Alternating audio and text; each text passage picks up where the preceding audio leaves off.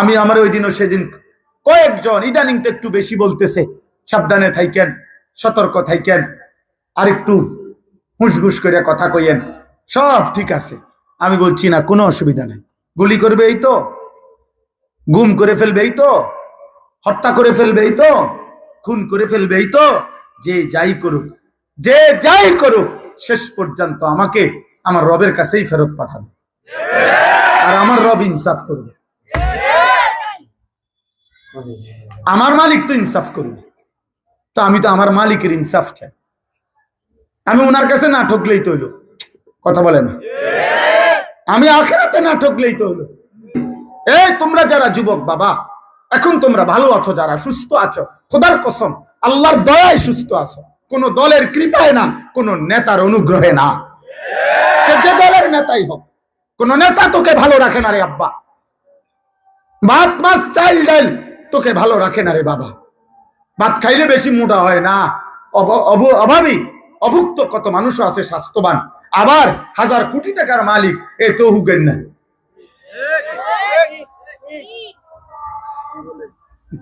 তাহলে এটা কোনো বিষয় না, মূলত ভালো রাখে কে? সুস্থ রাখে কে? নিরাপত্তা দেয় কে? ইজ্জত দেয় কে? এজন্য ফিরতে হবে কার কাছে? ডাকতে হবে কাকে? মানতে হবে কাকে? গোলামি করতে হবে কার? সেজদা দেওয়া উচিত কাকে? আল্লাহ। আল্লাহ যেন আল্লাহকে সেজদা দাও, দামি হইবা, দামি হইবা, মরে তুমিও যাইবা আমিও যাব, কোনো অসুবিধা নেই। আমি আমার আল্লাহ, আমার শায়েখ আল্লামা মুফতি মুশতাকুন নবী কাসিমি হুজুর আমার বহুদিন বলছে এই কথা, আমার এই কথা খুব কলিজার থাকে। হুজুরে বলছে মা বাইনি ওয়া বাইন আল্লাহ, বলছে মাওলানা আমার মাঝে আর আল্লাহর মাঝে, এই কথা মনে রাখবেন যে নিজেকে নিজে বলবেন আমার সাথে, আমি আমার আল্লাহর সাথে আমার মুআমালা সাফ। আমার আল্লাহ জিজ্ঞাসা করলে আমি মিথ্যা বলবো না, আমি মিথ্যা বলি নাই, আমি অন্যায় করি নাই, আমি দুর্নীতি করি নাই, আমি হারাম করি নাই, আমি নাফরমানি করি নাই।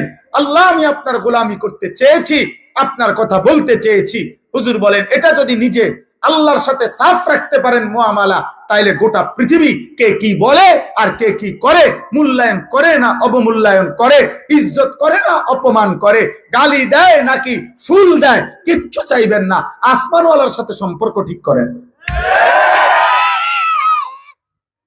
রবের সাথে মুআমালা ক্লিয়ার করে।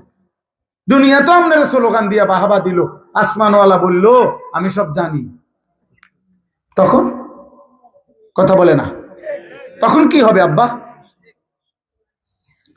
তখন কি হবে? হ্যাঁ পোস্টারে তো কইছে ফুলের মতো পবিত্র, ঠিক আছে, তো স্লোগানে তো কইছে, স্লোগানে তো কইছে, হ্যাঁ সবই তো ঠিক আছে, জনগণের বাহবা তো মিলছে, কিন্তু আসমানওয়ালা ফিরতে হবে কার কাছে বলেন? আল্লাহ, আখিরাতে আল্লাহর কাছে, আল্লাহর কাছে। চলেন ভাই, অতএব আমি আপনাদের কাছে এতটুকু বললাম, যে আয়াতগুলো পড়ছি এই আয়াতগুলো একটা সংক্ষেপ এবার তর্জমা বলি।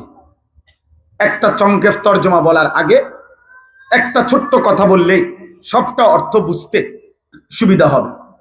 আমাদের প্রিয় নবী সাল্লাল্লাহু আলাইহি ওয়াসাল্লাম মক্কা থেকে মদিনায় হিজরত করার আগে, খুব সংক্ষেপে বলতেছি, সাহাবায়ে কেরামকে এক হিজরতের আগে, মদিনায় যাওয়ার আগে আবিসিনিয়া, হাবাসা, আফ্রিকার একটি অঞ্চল, সেখানে আল্লাহ নবী সাল্লাল্লাহু আলাইহি সাল্লাম সাহাবায়ে কেরামকে মক্কাবাসীর জুলুমের নির্যাতনের অত্যাচারে ওনাদেরকে হিজরত করাইয়া ওইখানে পাঠাইছিলেন।